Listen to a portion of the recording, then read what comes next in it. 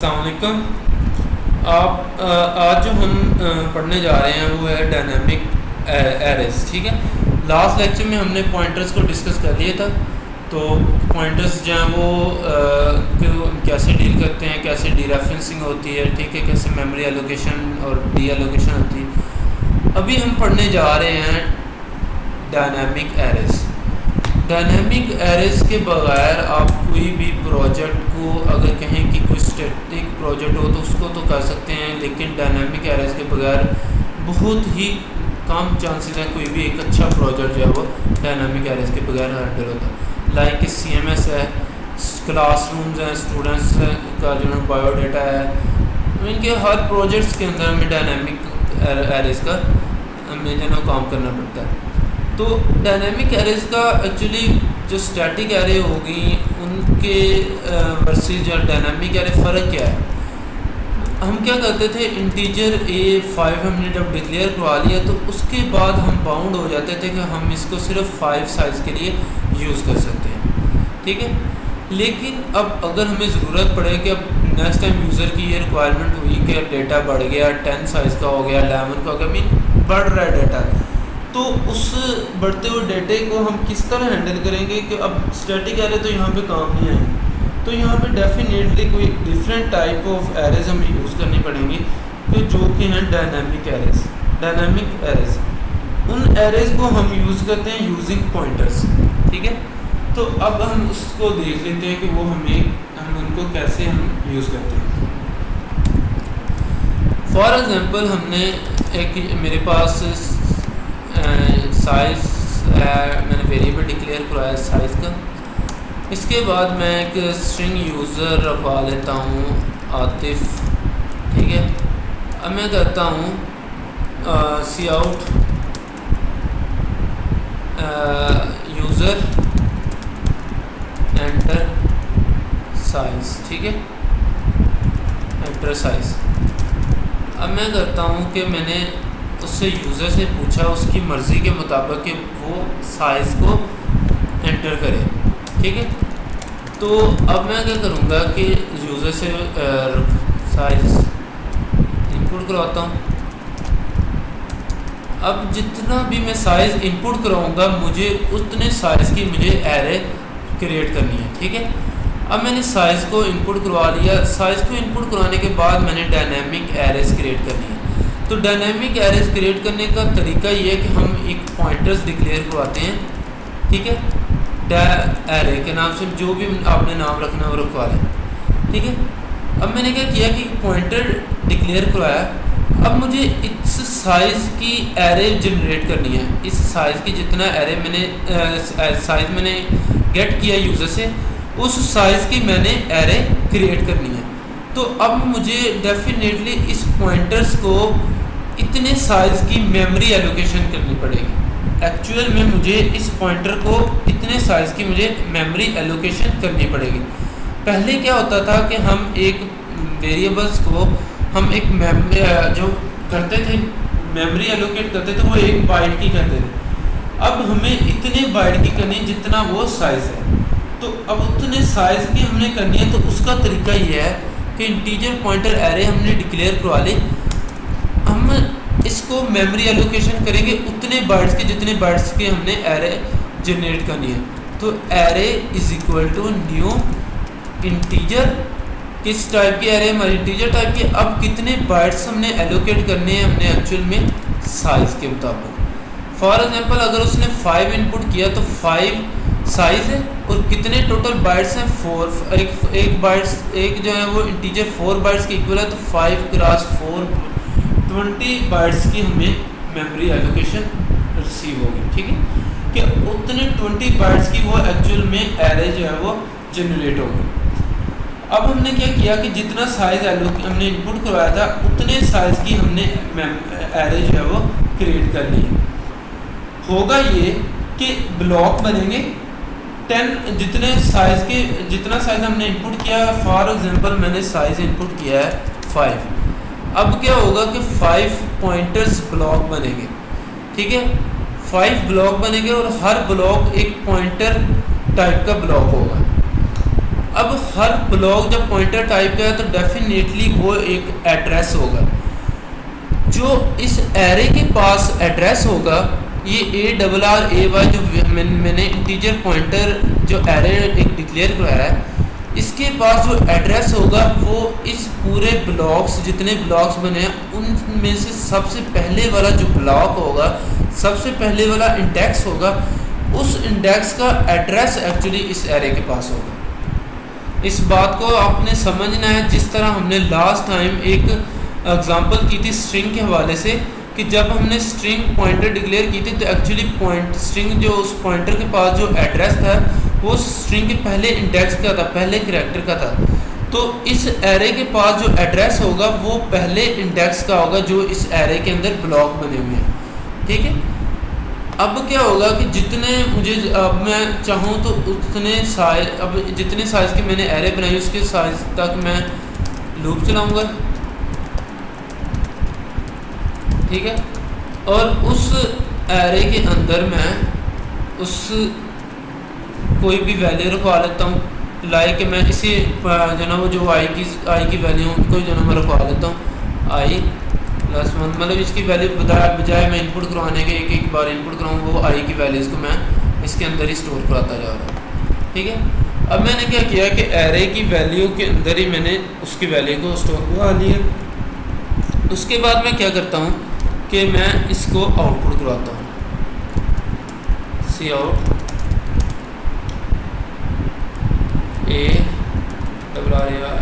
array of i, तो इसका output करवाता हूँ। ठीक है, मैं इसको रन करता हूँ।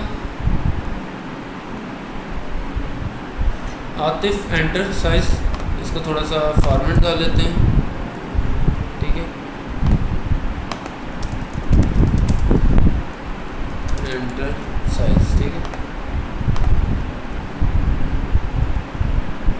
तो मैंने क्या किया, इसका साइज एंटर करता हूँ, लेट्स को 3 एंटर करता हूँ, तो 1 2 3। अब उसने क्या किया कि 3 तक उसने ये लूप को रन किया, लेस देन साइज तक रन किया, 3 था।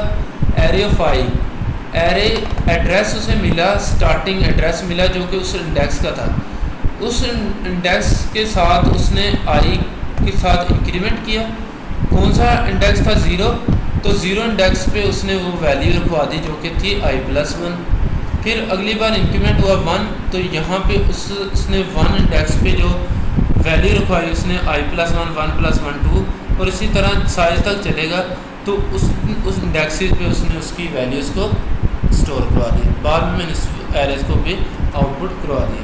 ठीक है, अब आप जितना मर्ज़ी साइज़ चाहें उस यूज़र से, तो उस साइज़ के आप एरे को क्रिएट कर सकते हैं। लाइक कि मैं 19 करता तो उसने 19 तक मुझे एरे बना के प्रोवाइड कर।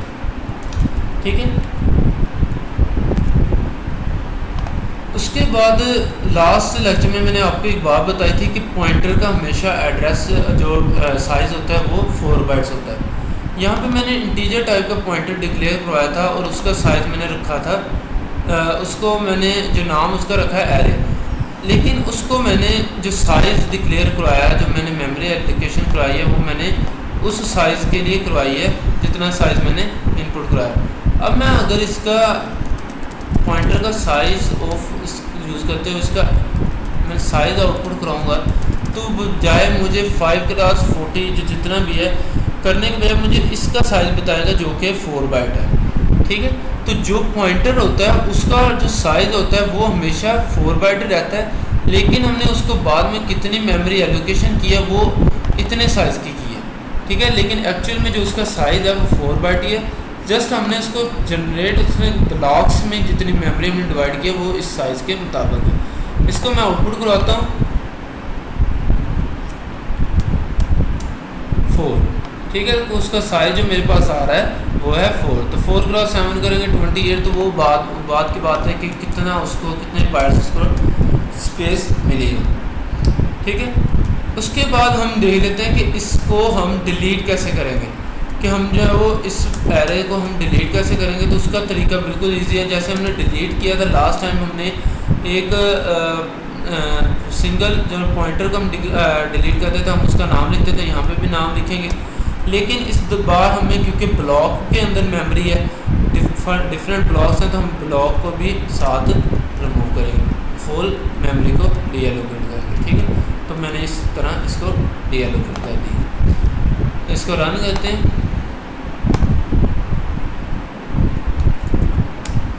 ठीक है, अब वो मेमोरी भी डीएलोकेशन हो चुकी है। उसके बाद मैं इसको चेक करता हूँ, इफ़ इज़ नॉट एरे, अगर तो वो एरे नहीं है, मतलब उसके अंदर कुछ एड्रेस नहीं है, तो सी आउट मेमोरी डीएलोकेटेड सक्सेसफुली। ठीक है, अगर तो इसको जो इसकी डिलीट हो चुकी हुई, तो ये मुझे मेमोरी से ये मैसेज शो करवा देगा कि मेमोरी डीएलोकेट हो चुकी है। तो मैं इसको रन करके देखता हूँ क्या ये सक्सेसफुली हो चुकी है। तो मैं 4 करता हूँ, तो ये बता रहा है कि इसने मेमोरी डीएलोकेट नहीं की। तो क्योंकि इसके पास, इसको मैं करता हूँ, ओहो इसे यहाँ पे करना था हमने, इसको मेमोरी एलोकेशन करने से पहले हमने चेक करना है कि क्या इसे मेमोरी एलोकेट हुई है या नहीं। तो मेमोरी नॉट एलोकेटेड, देखते हैं यहाँ पे।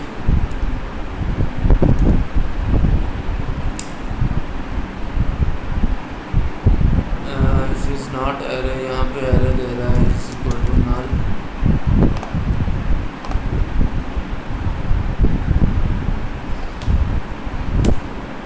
ठीक है, पहले जब मैंने उसको कोई जो उसको न्यू करने से पहले मैंने, क्योंकि उसके पास नल पड़ा हुआ था, तो जब उसके पास नल पड़ा हुआ था तब उसके पास कुछ मेमोरी नहीं थी। ठीक है, कोई मेमोरी उसके पास नहीं थी।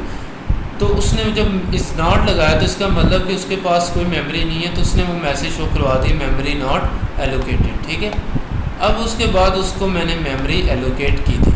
ठीक है, तो जब उसको मैंने मेमोरी एलोकेट की, तो उसके बाद जो है ना वो उसने एक एरे जनरेट की, उसने साइज़ की, उस एरे के अंदर मैंने डेटा को स्टोर करवा दिया। ठीक है, अब इसी तरह आप क्या कर सकते हैं, न्यू और डिलीट के थ्रू जो ना वो एरेस बना सकते हैं और उसे डिलीट भी कर सकते हैं अपने साइज़ के मुताबिक। एक और हम एग्ज़ाम्पल करते हैं कि फॉर एग्ज़ाम्पल मेरे पास एक फ़ाइल है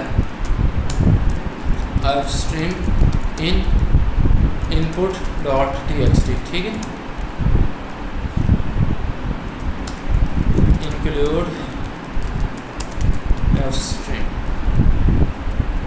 ठीक है, अब मेरे पास इस फाइल से मैंने रिकॉर्ड रीड करने हैं और उतने रिकॉर्ड जितने नंबर्स हैं मैंने उतने नंबर्स की एरे बनानी। आपने प्रोजेक्ट्स किए होंगे तो उस प्रोजेक्ट्स में लाइक के CMS हो गया, उसमें स्टूडेंट्स के रोल नंबर हो गए, और उसके बाद आपने रिकॉर्ड डिलीट करने हैं, रिमूव करने हैं, अपडेट करने हैं, बहुत आपने प्रोजेक्ट पीछे किए होंगे। उसमें क्या होता था कि आप फिक्स जो ना साइज़ के एरेस रखते थे कि इतने साइज़ के एरे हैं, उतने हमने स्टूडेंट्स का रिकॉर्ड रखा हुआ, तो उसके मुताबिक हमने एरे रख जो ना वो जनरेट कर लेते।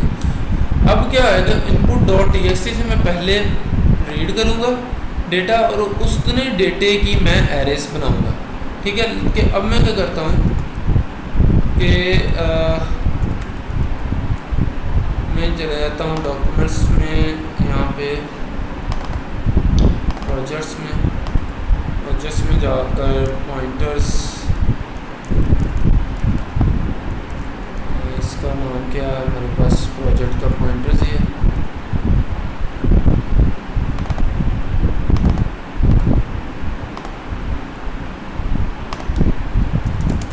ठीक है, अब यहाँ पे मैं रखता हूँ 1 2 3 4 5 6 7। ठीक है, 6 तक मैंने जो ना वो डेटा रखा। अब मैं क्या करूँगा कि यहाँ पे integer size while is not in dot end of file. ठीक है, तो अब मैं क्या करूँगा, जब तक कि फाइल का एंड नहीं होता वो क्या करे कि इन करे साइज। ठीक है, अब वो साइज इन करेगा तो वो क्या करेगा, पहली बार उसने जब उसको यहाँ पे हम ये कर लेते हैं कि स्ट्रिंग कर लेते हैं लेट्स सपोज रोल नंबर, ठीक है। तो वो रोल नंबर पड़े हुए हैं और वो इन क्या कर रहा है, रोल नंबर रीड कर रहा है, और उसके बाद मैं साइज़ यहाँ पे डिक्लेयर करवा देता हूँ जो कि 0 के इक्वल है, तो मैं साइज़ को साथ साथ प्लस करवाता जाऊँ, ठीक है। Size plus equal to 1। अब मैं क्या करूँगा कि जब उसने सारे रोल नंबर रीड कर लिए होंगे तो उसके साथ मुझे साइज़ भी मिल जाएगा। मैं एक एरे बनाऊँगा स्टूडेंट्स की, और उसको मैं उतनी मेमोरी एलोकेशन करूँगा, उतने साइज़ के एरे बनाऊँगा जितने साइज़ का मेरे पास डेटा पड़ा हो पहले, ठीक है। और उतने साइज़ का डेटा पड़ा हो उतने साइज़ के मैं एरे बना लूँगा, और मैं कर देता हूँ।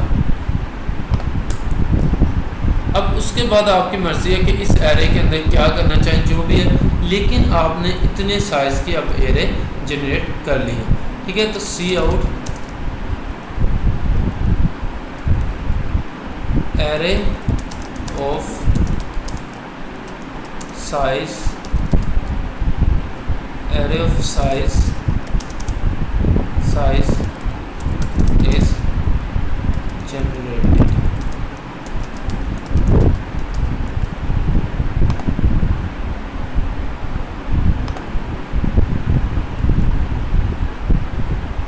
ठीक है, array of size 6 is generated. कि मेरे पास पहले उधर 6 रिकॉर्ड पड़े हुए थे, तो 6 रिकॉर्ड को मैंने रीड किया और उतने रिकॉर्ड्स की मैंने मेमोरी बना दी, उतने रिकॉर्ड्स की मैंने एरेज बना दी। अब मैं क्या करता हूँ, इसको 7 और जो भी मैं करता हूँ, रिकॉर्ड मैंने बढ़ा दिए। रिकॉर्ड बढ़ाने से मुझे कुछ भी नहीं करना पड़ेगा, जस्ट मुझे क्या करना पड़ेगा, इसको रन करता हूँ, array of size 9 is generated, ठीक है। कि आप उतने साइज़ की अब एरे क्रिएट कर रहे हो, क्लियर है। अब ये तो हो गया हमारे पास कि हमने किस तरह हमने न्यू साइज़ करके हमने एरेज को क्रिएट किया।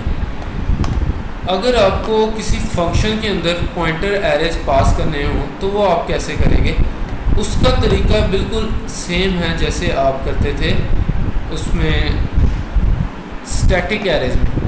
यहाँ पे मैं करता हूँ void fun, ठीक है। और यहाँ पे आप क्या करेंगे,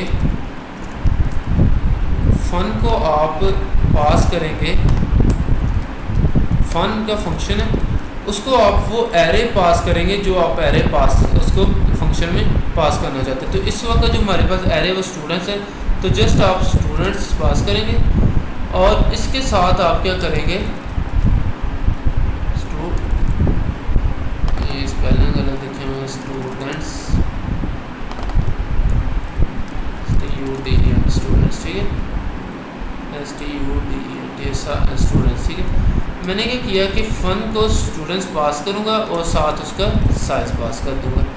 लेकिन पहले क्या होता था कि हम एरे जब रिसीव करते थे, हम कुछ इस तरह करते थे कि हम उसका ब्लॉक क्रिएट करते थे, हम ये शो करने के लिए कि ये एरे एक्चुअली स्टैटिक एरे है या फिर ये एरे स्टैक पे बनी है। लेकिन इस वक्त जो एरे है वो पॉइंटर्स की सूरत में है, वो हीप पे है, तो उसको हम कैसे करेंगे, पॉइंटर के थ्रू रिसीव करेंगे, ठीक है। तो पॉइंटर के थ्रू रिसीव करेंगे और यहाँ पे हम उसका साइज रिसीव करेंगे, क्लियर है।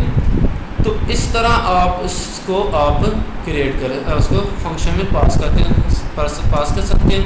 तो जिस तरह हमने यहाँ पे एरेज के साथ इनपुट आउटपुट करवाते हैं डेटा, तो उसी तरह आप यहाँ पे करेंगे for in I is equal to 0, I is less than size I plus plus, और जहाँ पे आप क्या करेंगे, सीन क्या कर लेंगे, ए ऑफ आई, ठीक है। जस्ट आप अगर कुछ लेट्स सपोज मार्क्स की बना रहे हैं तो सी आउट एंटर मार्क्स, तो यहाँ पे आप कर लेंगे सी आउट स्टूडेंट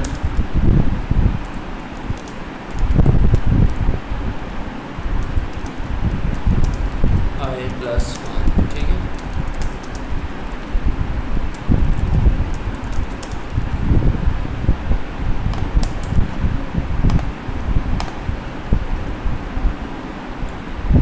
एंटर मार्क्स, अब उसने 9 जो ना वो स्टूडेंट्स के लिए एरे जनरेट की। मैंने उसे फंक्शन में पास किया और फंक्शन में जब मैंने लूप लगाया 9 तक लूप लगाया, अब 9 स्टूडेंट्स के लिए वो रिकॉर्ड जो है वो मार्क्स जो है वो फिर से इनपुट कराएगा। तो मैं करता हूँ 23, 43, 12 जो भी मैं करता हूँ, ठीक है। उसने मुझे 9 स्टूडेंट्स के लिए डेटा इनपुट करवा दिया। क्लियर है। तो ये थे हमारे डायनामिक एरेज कि किस तरह हम जो ना वो एरेज को क्रिएट करते हैं और उन्हें कैसे हम जो है वो न्यू के थ्रू एरेज मेमोरी एलोकेट करते हैं, किस तरह हमें डिलीट करते हैं। तो होप्स हो कि आपको इसकी समझ आई होगी, तो इसकी प्रैक्टिस करें, ठीक है। तो प्रैक्टिस करके आपको इसकी अच्छी तरह समझ आ सकती है। तो इंशाल्लाह मिलते हैं नेक्स्ट लेक्चर में। ओके, खुदा हाफिज़।